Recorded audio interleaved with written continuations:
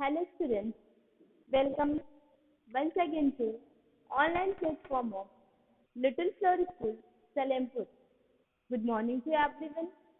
This is ARCHANA MISHRA with GSC of class 5th. Last week we had studied about the third chapter and the name of chapter was Food, Health and Hygiene. Today we will continue with the same. We were studying about the diseases and symptoms of certain diseases and how they are caused due to lack of which vitamin or minerals that particular disease is caused, and that diseases were called as deficiency diseases or non-communicable diseases. We have studied about night blindness and beriberi. Today we will study about scurvy. Let's see how this disease known as scurvy is caused and how it can be prevented. Scurvy is caused due to lack of vitamin C. This scurvy is caused due to lack of vitamin C. And this is how can we understand that particular person has got this disease? Let's see. Spongy and bleeding gums, low resistance power, weakness, wounds. If any wounds are there, that will not heal easily. Red spots under the skin. These are the symptoms of the disease known as the scurvy. And this is caused due to the lack of vitamin C. This can be prevented by taking food which are rich in vitamin C, such as tomatoes and citrus fruit. Tomatoes and citrus fruit. Tomatoes and citrus fruit. By taking this fruits and all these things, green leafy vegetables, lemon, these all things in diet, this scurvy can be cured. Now, next disease is rickets. Rickets. This disease is caused due to deficiency of vitamin D, calcium, and phosphorus. This ricket is caused due to the deficiency of vitamin D and minerals such as calcium and phosphorus. Calcium and phosphorus. This disease is caused mainly due to lack of these vitamins and minerals. How can we understand that this particular person has got rickets or symptoms of rickets? Deformities in bone formation and structure. Bones remain soft and bent like. Suppose if any person has got rickets, how that person will walk? His leg will be bended and he will walk like this. Okay. To prevent this disease, we have to take food which are rich in vitamin D, calcium and phosphorus. So which all food comes under this category? Milk, eggs. We have to take milk because we know that milk contains calcium. Then we have to take eggs. Then cod liver oil, vegetable oil,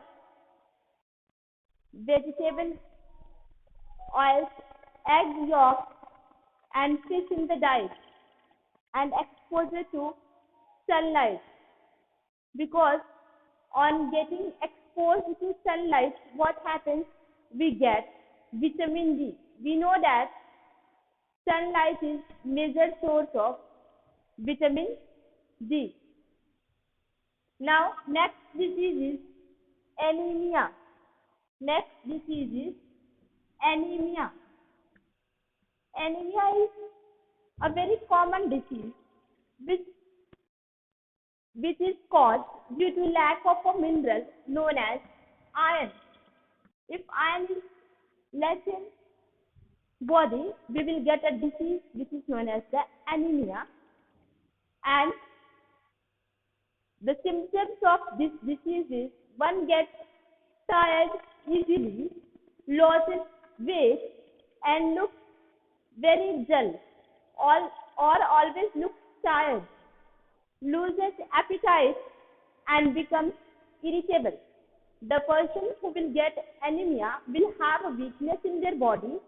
As a result, what will happen? That person will always become irritable very fast.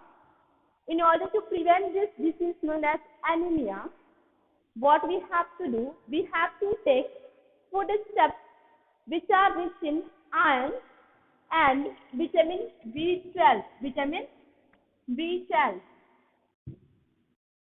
such as meat, liver, green leafy vegetables, milk, and eggs. These all things, if we take in proper amount, we can cure our disease known as anemia. And goiter is the last disease about which we are going to study. And this disease is caused due to lack of iodine, lack of a mineral which is called iodine. That's why always doctors are advising to take iodized salt. What are the symptoms of this goiter? Swelling of neck region, this thorax, no, or thyroid gland, this swells up and it swells up like anything. This neck region becomes fat due to swelling. Bulging eyes means eyes looks like it will come out. In such a way, eyes look. How to prevent this disease, goiter? For preventing this disease, we have to take seafood in the diet. We have to take seafood in the diet because in sea amount of iodine is found. So if we take seafood, we will take this mineral, and we have to use iodized salt. We have to use iodized salt. We can avoid all non-communicable diseases or deficiency diseases by taking a balanced diet. By taking a balanced diet, we can avoid these diseases. This is all about the non-communicable diseases or deficiency diseases. Now, we will move to the next topic, communicable diseases. Communicable diseases. Communicable diseases, as the name suggests, this disease is transmitted from one person to another person, either by means of contact or by means of some medium. Diseases that spread from an infected person to another are known as communicable diseases. These are caused by very small organisms, and that small organisms are called pathogens. What are pathogens? Pathogens are disease carrying agents. Disease carrying agents. Do you know the meaning of agent? We have studied in the last chapter agents of the weathering. Similarly, this agent means a person or anything which carry information from one place to another place.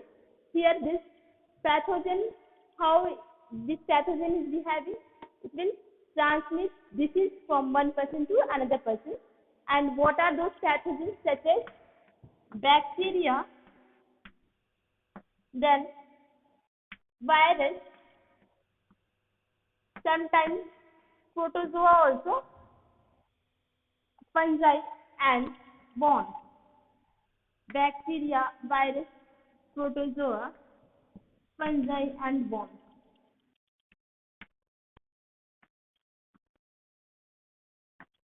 Nowadays, a disease known as COVID-19 is very famous.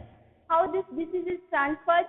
We know that this is communicable diseases, so we are not gathering at one place. because it will be transmitted from one person to another person. This is transmitted due to virus.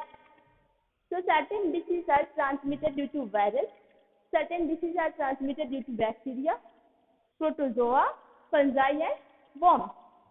And these agents which carry disease from one person to another person are known as the pathogens. All these pathogens can spread through air, water, infected food, direct contact with the infected person, or insect bites. Let's categorize this disease into several categories depending upon the way it is transmitted. First one is airborne disease. Airborne diseases. Airborne diseases. As the name suggests, airborne means when an individual suffering from an infectious disease sneezes or coughs, germs of this disease spread in the air. These germs can infect other individuals who breathe the same air. Suppose if we are sitting together in this class and if I have a disease, airborne disease, and if I sneeze, what will happen? Whole germs will spread in the air, and when you will breathe, same air will go inside your body and you will also get that disease. Example of such diseases: cough, measles, diphtheria and tuberculosis. Tuberculosis short name is TB.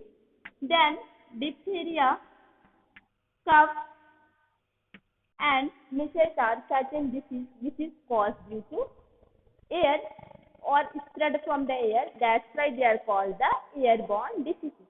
Next is waterborne diseases.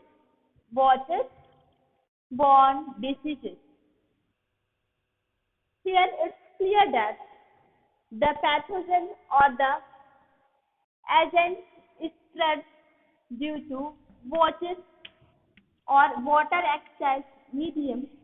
So these diseases are known as the waterborne diseases. Waterborne diseases spread through drinking of water contaminated by human or animal feces. When a person drinks contaminated water, germs of this disease enter the body and the person gets infected. Thus, a large number of people who drink this contaminated water, they will fall ill. Some common examples of this waterborne disease are typhoid, polio,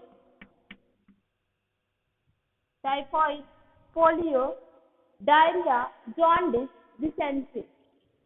Diarrhea is a common disease that spreads like an epidemic during the monsoon through contaminated water.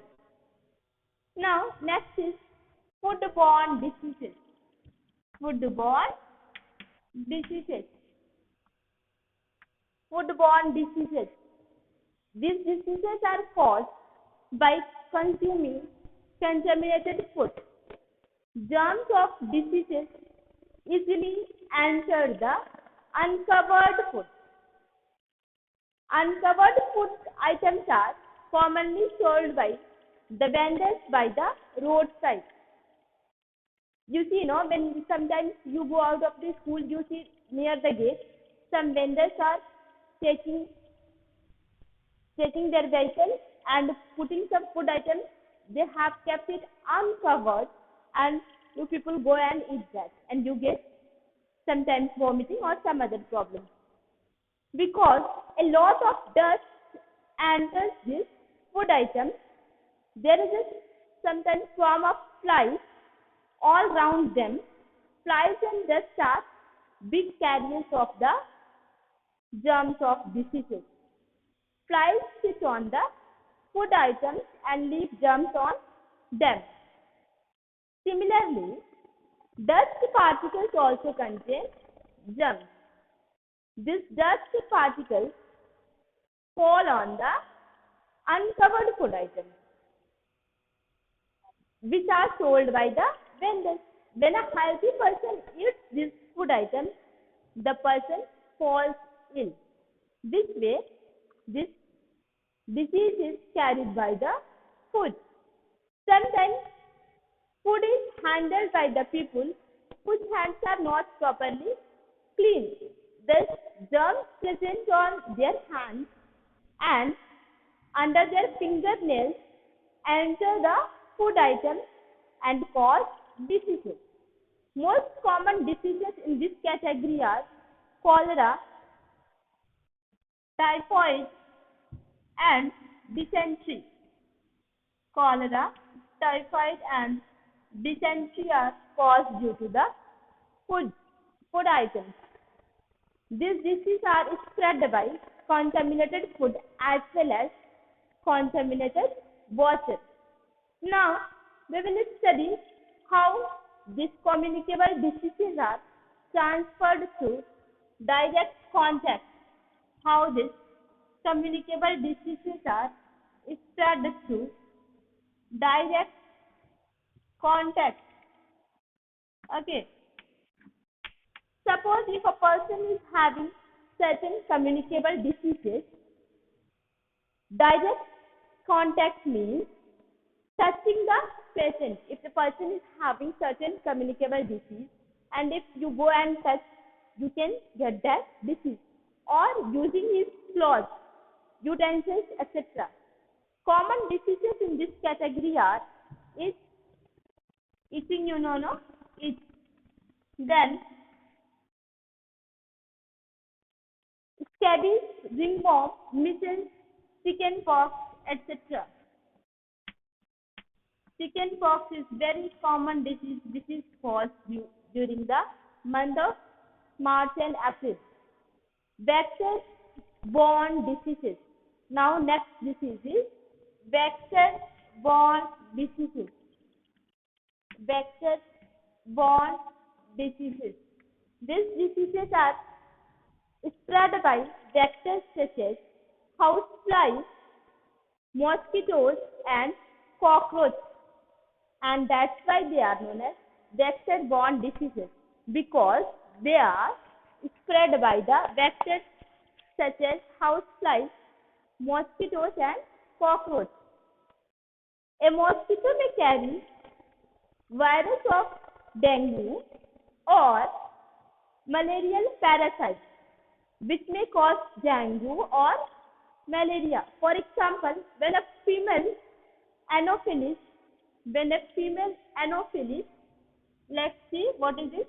When a female anopheles mosquitoes, when a female anopheles mosquito sucks the blood of a person suffering from malaria, germs of malaria enter the mosquito's body. Next, when it stings to a healthy person, it leaves the germs of malaria inside the healthy body or the person whose health is good. Then what happens? Now the germ of malaria has entered the person's body, and that person will also get malaria. This way, the number of patients of this malaria disease increases. Similarly, an infected Aedes mosquito, which mosquito? Aedes mosquito transmits the dengue virus from one person to another when it stings them. This female anopheles spread the malaria, and Aedes mosquito spread the dengue. Okay, remember it. What we have to remember? Female anopheles, these mosquitoes spread with disease malaria, and this Aedes spread dengue. Now we have studied certain types of communicable diseases. Now we have to study how to prevent these diseases or prevention of communicable diseases. Prevention of communicable diseases. How to prevent these communicable diseases? Let's see what all steps we have to take or how can we save ourselves from this disease. Immunization is a way of protecting the human body against infectious diseases through the vaccination. So first step is immunization or vaccination by taking the vaccine of that particular disease. Immunization is the way of protecting the human body against infectious diseases through vaccination. Immunization prepares our body to fight these diseases. If we come to contact with them in the future, our body will have proper immune power to fight against that particular disease. That's why young children must be vaccinated to get immunity or resistance to disease such as polio, diphtheria, whooping cough, etc. And that's why you see that in our areas or in our country, every week young children are vaccinated or the person who all needs the vaccine are given the vaccine in order to prepare their body against certain disease.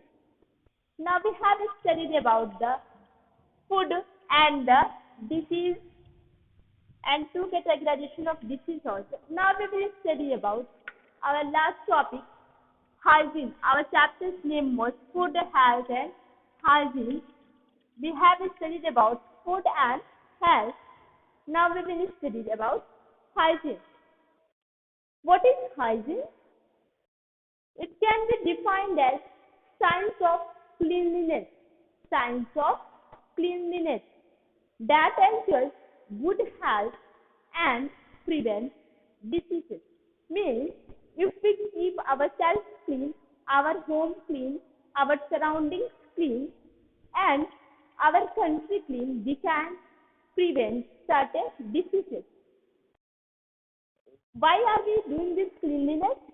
In order to keep ourselves free from diseases and to have the good health. The various practices that help in maintaining good health are called hygiene. What is hygiene?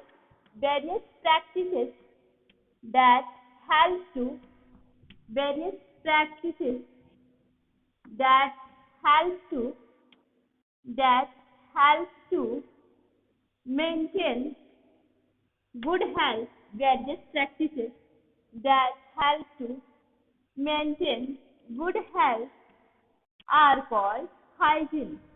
That help to maintain good health are called the hygiene. Now, we have studied about hygiene, and if we do not keep our surroundings safe, what that condition will be called? That condition will be called unhygienic conditions.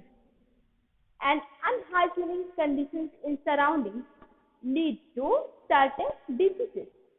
That's why it's very necessary to adopt hygienic habits in the community, school, and other places.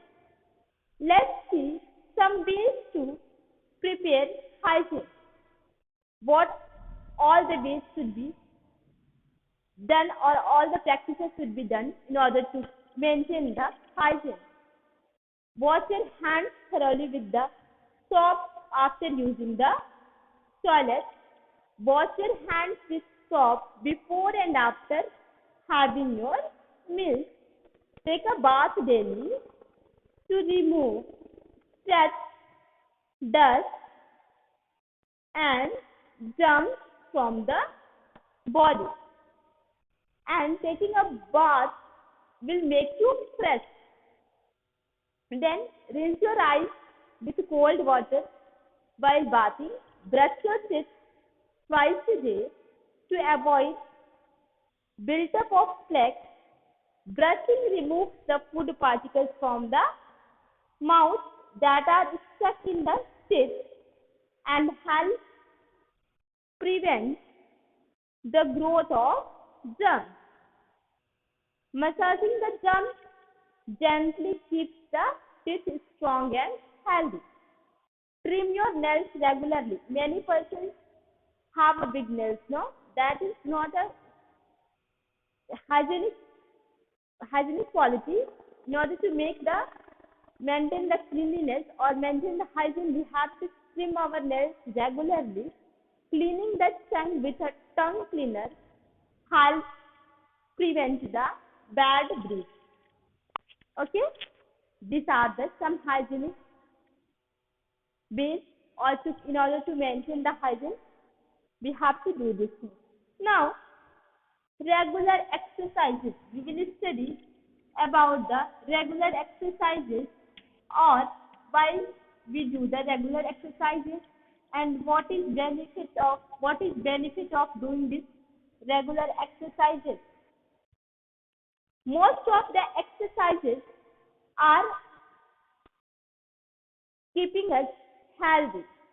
If certain diseases are caused, doctor advised to do the exercise, and certain diseases are as a result of an inactive lifestyle.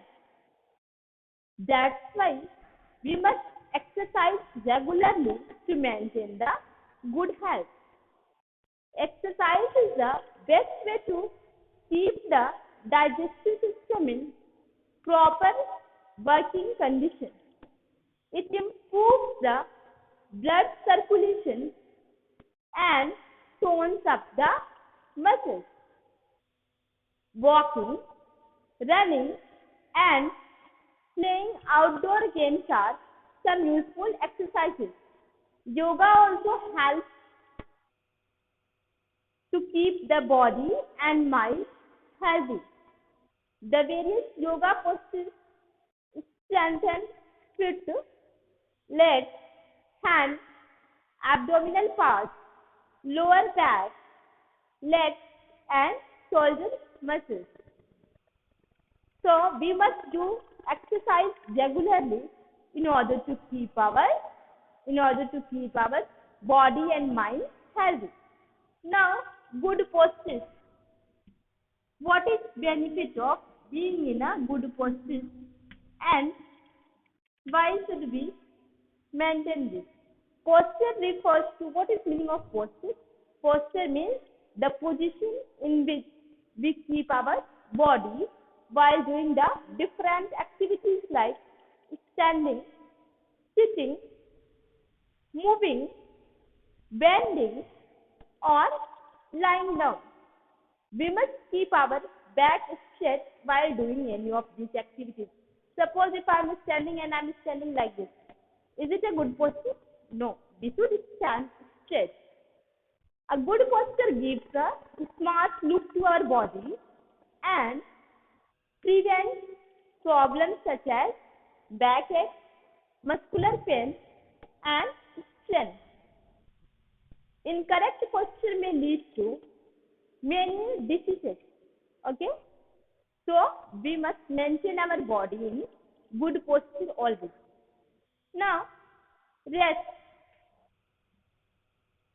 After doing so much work or daily activities, our body needs rest. Rest is essential to restore energy. Why should we do rest? In order to restore the energy. In order to restore energy, we should take rest. And sleep is the best way to rest. During sleep, our body gets time to repair damaged tissues and cells as well as to relax.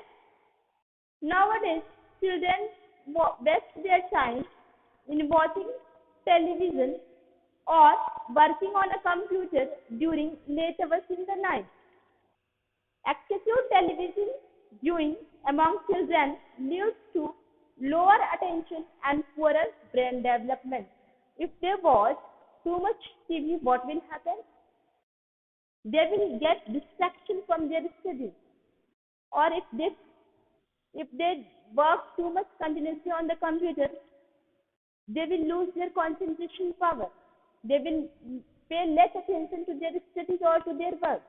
That's why we must take rest at after certain interval or after doing some work.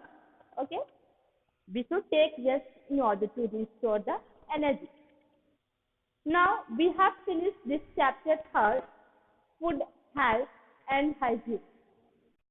Your homework is to revise this chapter. Tomorrow when we meet, we will do the exercises. Okay? Thank you, class.